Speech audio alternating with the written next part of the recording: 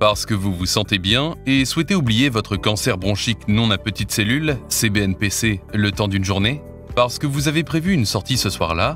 Parce que vous partez en week-end, en vacances, en voyage?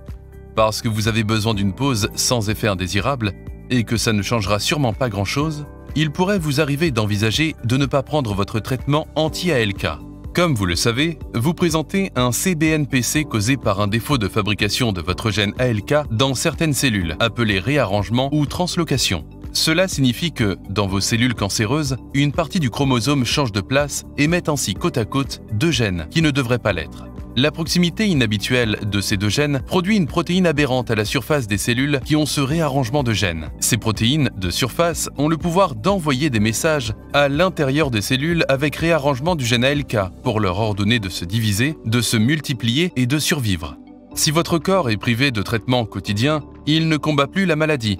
Et votre tumeur, constituée de cellules cancéreuses avec réarrangement du gène ALK, après avoir régressé, va pouvoir se développer à nouveau, sans que vous n'en ayez conscience et sans forcément être associé à des symptômes inhabituels. A l'inverse, si vous prenez consciencieusement votre traitement anti-ALK, la molécule active de votre traitement s'accroche à la protéine aberrante pour l'empêcher d'envoyer des messages à l'intérieur des cellules. Cela entraîne ainsi la mort de vos cellules cancéreuses au lieu de leur multiplication. Si l'envie vous prenait de ne pas prendre votre traitement anti-ALK malgré les préconisations de votre médecin, gardez en tête que votre traitement travaille dans l'ombre en permanence, qu'il lutte quotidiennement pour empêcher votre cancer de progresser, et que votre rôle à vous est de prendre votre traitement tous les jours sans exception, en respectant scrupuleusement les explications de votre médecin.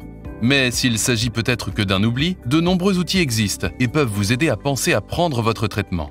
N'hésitez pas à demander conseil à votre médecin ou à votre pharmacien. Ils sont là pour ça.